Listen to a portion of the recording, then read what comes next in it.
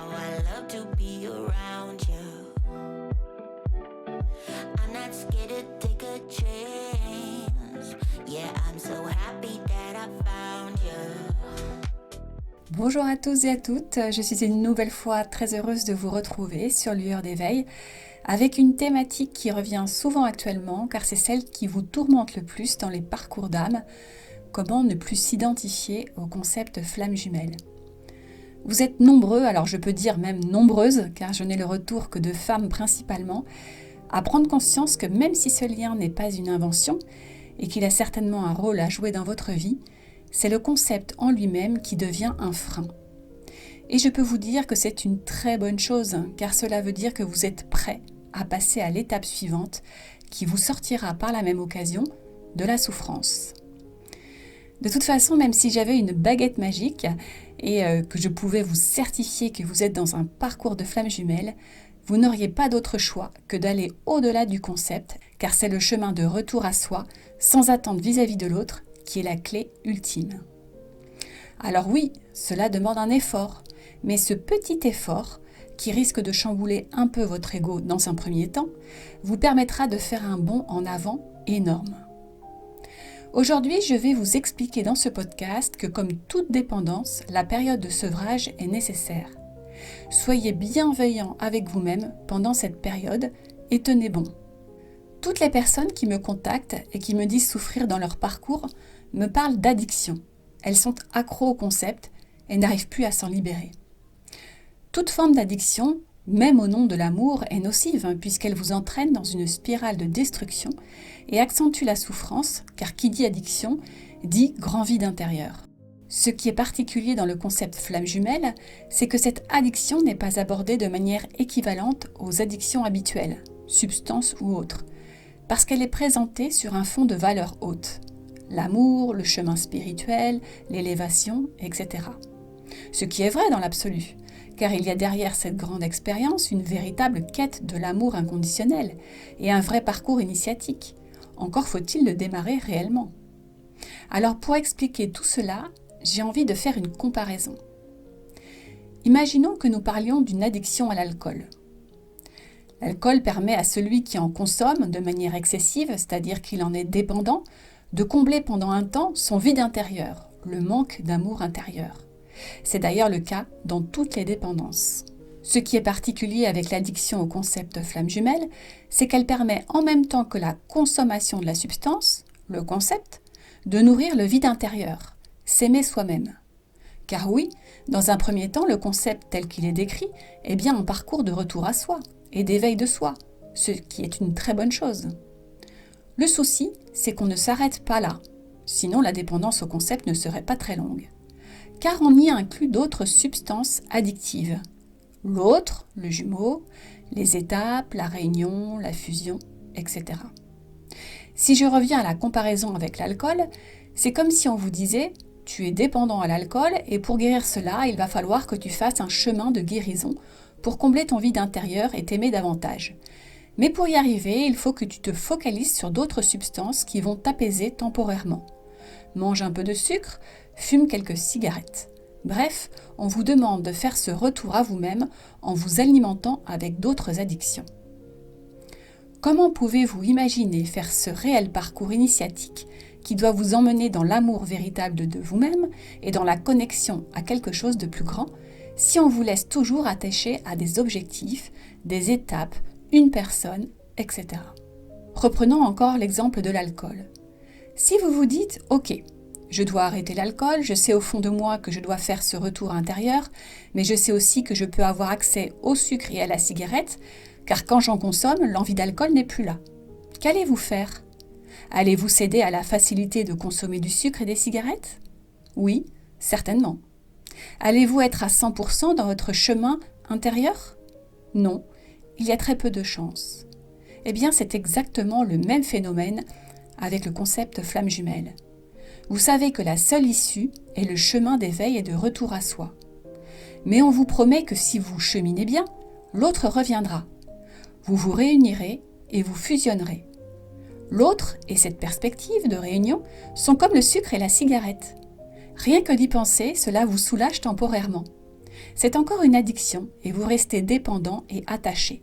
Donc, vous ne démarrez jamais réellement le parcours initiatique, ce saut dans le vide qui ne vous attache plus à rien. Attention, je ne remets pas du tout en cause le lien qui est réel. Cette rencontre a vraiment pour but d'éveiller votre conscience et d'entamer un chemin individuel dans le détachement le plus grand. Si un alcoolique peut compenser sa non-consommation d'alcool avec du sucre et des cigarettes, ça peut fonctionner au début, mais c'est perdre son temps car tôt ou tard il devra faire face à ces nouvelles dépendances. Et comme il ne sort jamais des addictions, il souffre énormément, il ne voit jamais la sortie du tunnel. C'est exactement ce que vous me décrivez quand vous me parlez de votre histoire. C'est un cycle infernal dans lequel vous savez que l'issue est bien au-delà de tout ce qui est véhiculé dans le concept, mais il vous semble plus facile d'y rester attaché car les substances de compensation vous donnent la fausse idée d'aller mieux. Et cela peut malheureusement durer des années. Et attention, je ne suis pas en train de vous dire qu'il est impossible que l'autre revienne, qu'il est impossible qu'un jour vous viviez une réunion avec lui.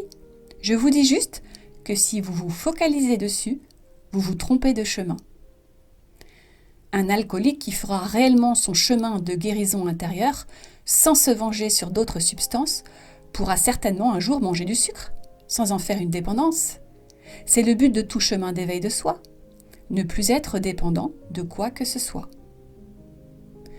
Vous devez donc ne plus être dépendant de votre autre, ne plus être dépendant des étapes, ne plus être dépendant du concept et cheminer vers un seul but, entrer dans l'amour véritable de vous-même et de le rayonner autour de vous. Vous devriez même arriver à vous dire que vous n'êtes pas dans un lien de flamme jumelle. Ça n'est pas très important. Ce qui compte, c'est votre expérience et comment vous allez la transformer positivement, puisque c'est un réel cadeau quand enfin vous sortez de la souffrance. Ce qui est vraiment problématique dans ce concept, c'est que dans la majorité des cas, il vous empêche d'atteindre ce qu'il vous promet et ce que vous attendez, la réunion avec l'autre. Car le fait de l'attendre vous bloque. Alors que lorsque vous sortez du concept, vous pouvez finalement atteindre ce que vous n'attendez plus, car vous n'êtes plus bloqué. Vous savez que j'aime toujours faire des comparaisons car cela permet de faciliter les compréhensions. On pourrait expliquer ce phénomène avec la problématique d'une femme qui n'arrive pas à tomber enceinte. Plus elle se focalise sur l'objectif d'avoir un enfant, plus elle l'attend, plus elle va générer des blocages et elle n'arrivera pas à tomber enceinte. Le jour où elle abandonne cette idée, elle ne focalise plus dessus et elle n'attend plus l'enfant, c'est à cet instant-là qu'elle finit par tomber enceinte. Ça n'empêche pas d'ailleurs à cette femme de garder la foi. Vous pouvez évidemment cultiver votre foi, mais pas une foi dirigée par l'ego qui attend quelque chose de particulier. Non, c'est une foi en la vie, en ce qu'elle a de mieux à vous présenter si vous lâchez prise. Si vous avez réellement cette foi, vous n'avez pas peur de lâcher le concept. Vous avez confiance, quoi qu'il arrive. D'ailleurs, ce que je constate fréquemment, c'est que cette addiction au concept vous détourne des autres contenus proposés par les chaînes spirituelles. Et pourtant, ce sont ces autres contenus qui vous aideront réellement. Quand vous ne regardez que des vidéos sur la réunion, sur le runner, vous nourrissez votre ego et vous renforcez l'addiction. Et pendant ce temps, votre âme vous rappelle de revenir vers elle, sur le chemin individuel. Et vous savez à quoi vous pouvez vous fier pour savoir si vous êtes sur la bonne voie ou la mauvaise ? Il y a un indicateur très performant. Il s'agit de la souffrance. Plus vous souffrez et plus cette souffrance dure dans le temps, plus votre âme vous alerte de revenir sur le bon chemin. Cette période de sevrage pendant laquelle cela vous demandera un effort de sortir du mouvement flamme jumelle ne dure finalement pas si longtemps que ça. Car peu à peu, si vous en faites réellement l'expérience, c'est-à-dire si vous jouez vraiment le jeu, un arrêt total de cette addiction, vous vous sentirez de plus en plus libéré, comme un poids en moins. L'autre n'est plus l'objet de votre obsession. Votre vie ne tourne plus seulement autour de cette personne. Avant de sortir du concept, vous pouviez parfois avoir l'impression d'être comme possédé ou hanté par les pensées obsessionnelles.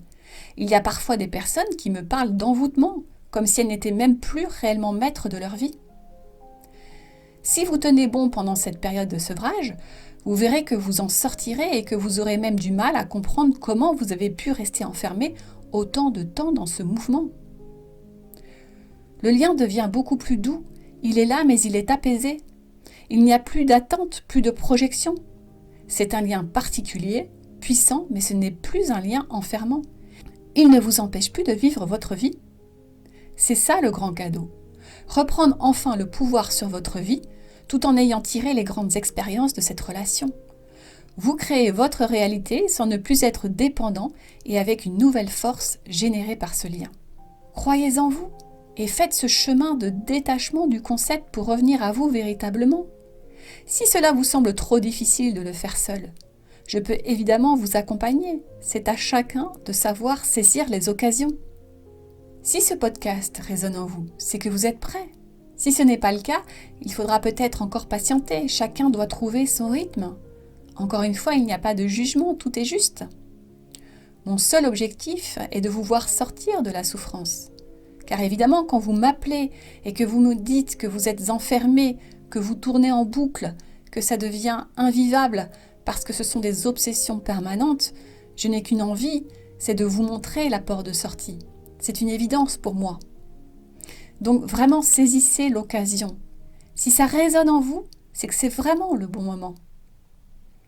N'ayez pas peur. Ça se fera, c'est évident. Voilà, donc encore merci pour votre écoute. Prenez soin de vous, écoutez-vous et faites les bons choix, car à un moment donné, quand on découvre cette liberté qui arrive après, eh bien ça n'a pas de prix. Voilà, je vous dis à très bientôt pour un nouveau podcast. Au revoir.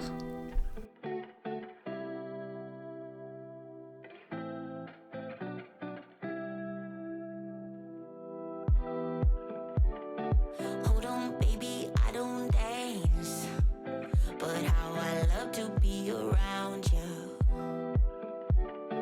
I'm not scared to take a